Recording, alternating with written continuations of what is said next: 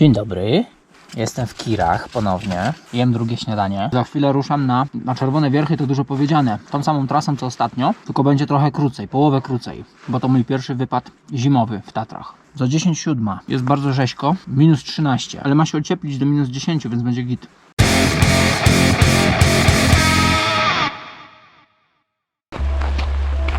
Słoneczko pięknie świeci. Mam nadzieję, że cały dzień będzie taka pogoda. Powiem szczerze, że jest trochę ludzi. Może nie tyle jak w lecie, ale trochę jest. Dzisiaj ma być fajne okno pogodowe i dlatego ja też tu jestem. Teren zagrożony lawinami. Prawda. Wczoraj do 20 obowiązywał 3 stopień. Ale nie sprawdzałem, czy teraz nie ma drugiego, bo miał być.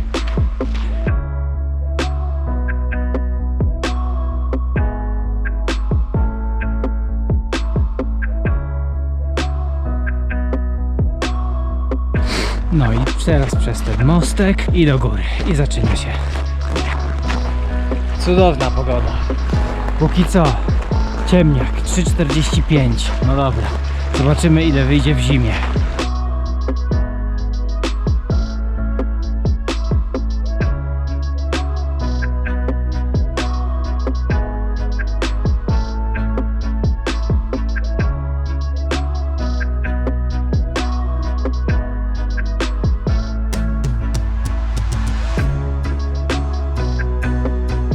To co wystaje tam za mną, to tam idę.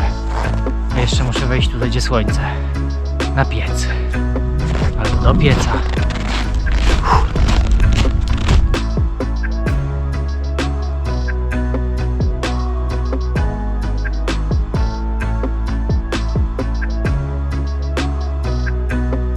Jeżeli dobrze kojarzę, to właśnie dotarłem do pieca. Tutaj sobie robię odpoczynek. Przebieram się w raki. O, te podejścia zaczynają być coraz bardziej upierdliwe.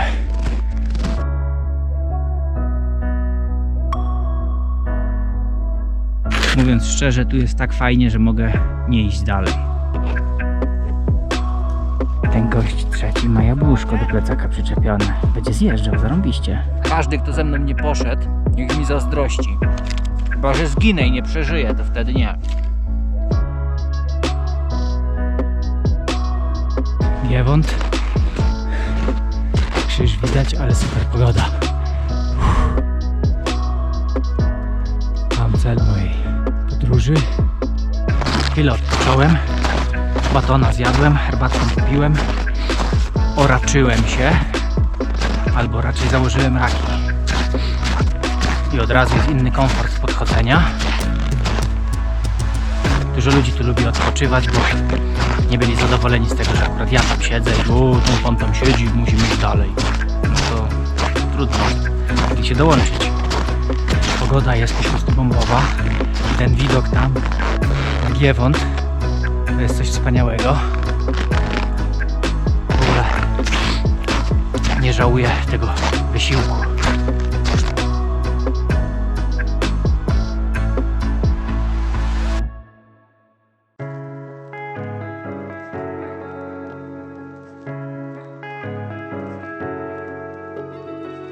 Tam już widać ludzi, podchodzą pod chudą przełączkę. A jeszcze z pół godziny ja tam będę. Ale ostre słońce. Dobrze, że jestem po 50, po kremie z filtrem. O, to może mi tak gęby nie spali. Spory nawis śnieżny, nie podchodzę bliżej.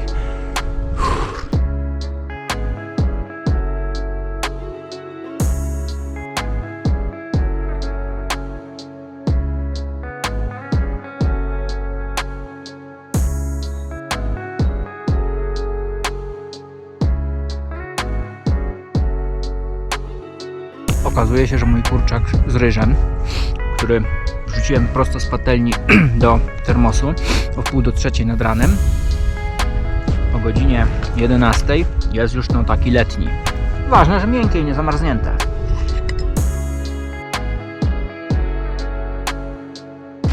Moim zdaniem najgorsze za mną. Zaraz wyjdzie krzesanica. Tam.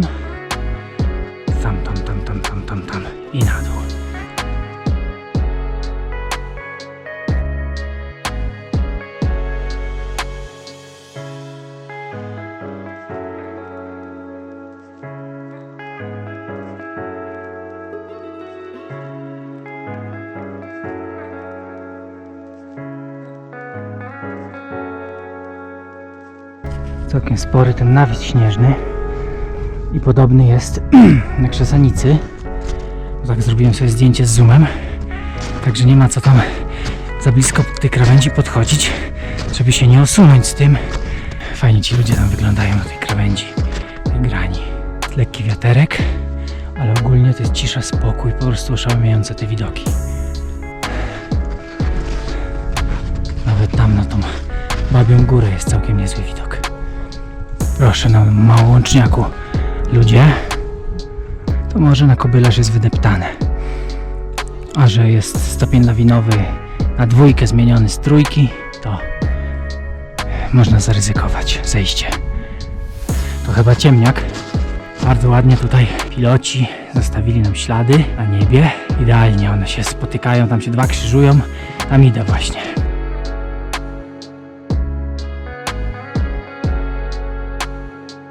Krzesanica. Nie podejdę bliżej, bo strasznie są te nawisy. Boję się, że oberwą się i kuku.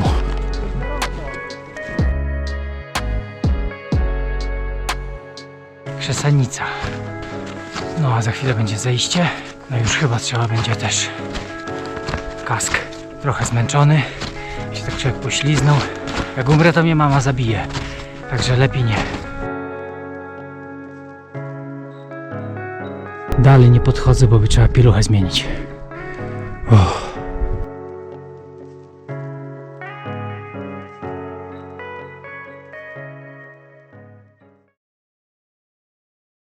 To jest Krzesanica. Troszkę tam dalej na prawo ciemniak. No i tam tędy przyszedłem. Czasem się warto odwrócić, zobaczyć trasę, którą się przeszło. A to dopiero połowa drogi właściwie. Ale zaraz wejdę tutaj na Małołączniak i to będzie najwyższy szczyt dzisiaj. I z Małołączniaka już tylko w dół. Bardzo ciekawe zjawisko. To jest czarna chmura. Taka pojedyncza, nie wiem, coś się pali. O, zaraz zobaczymy, ile jest śniegu. No, przynajmniej z metry. Ta tabliczka taka do pasa.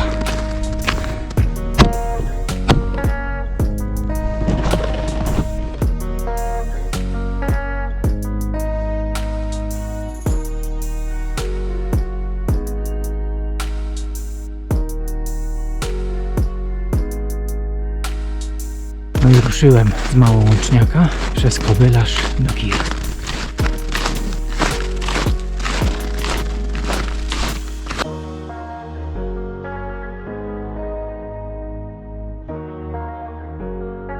Małołączniak. Tam jest Krzesanica, ciemniak, potem chuda przełączka, trutu o tam o. W dół, takie skałki, tam jest piec i w dół, w tamtą dolinę do samochodu. No, konkret. O, tu ktoś zjeżdżał na dupie albo na jabłuszku. Proszę, już są ślady.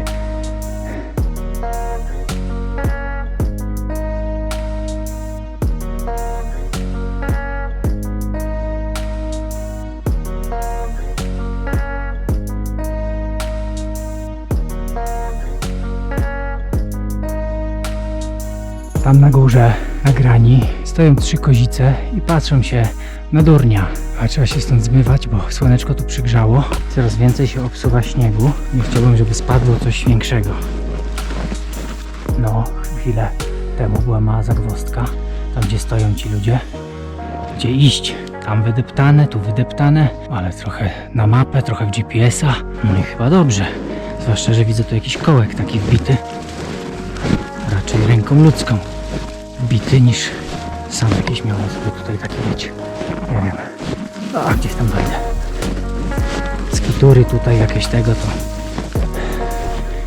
Tam w dół, potem doliną, tam jak te skały i na lewo do Kir. Myślę, że jeszcze jakieś 2,5 godziny, może 3. Normalnie taka cisza, że jak słyszę trzaskającą gałązkę gdzieś na mrozie, to takie dziwne myśli mnie nachodzą. O, coś znalazłem. Znalazłem termos. W ogóle idę jakąś wydeptaną ścieżką. Nie ma tutaj w ogóle oznakowań żadnych, że to jest szlak, ale teraz na drzewach zaczęły się pojawiać ślady po tym, że tu kiedyś był jakiś szlak. Ciężko stwierdzić jaki. Chyba niebieski, czyli chyba idę dobrze.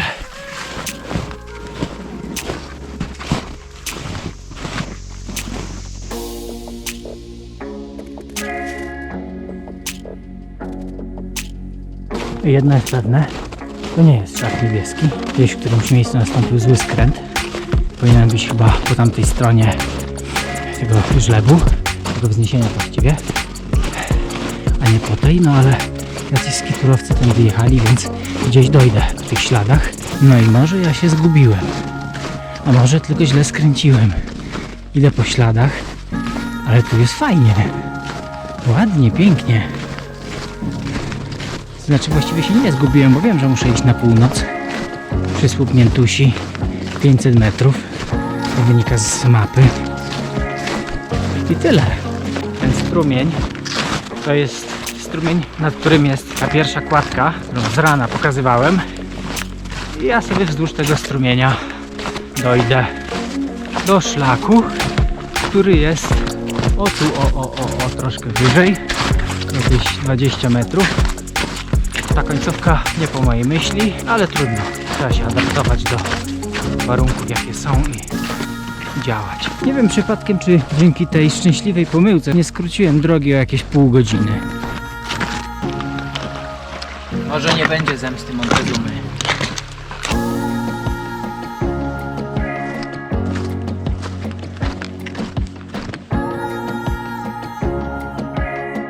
Proszę. Tutaj mostek. Mówiłem, że tym strumieniem dojdę gdzie trzeba.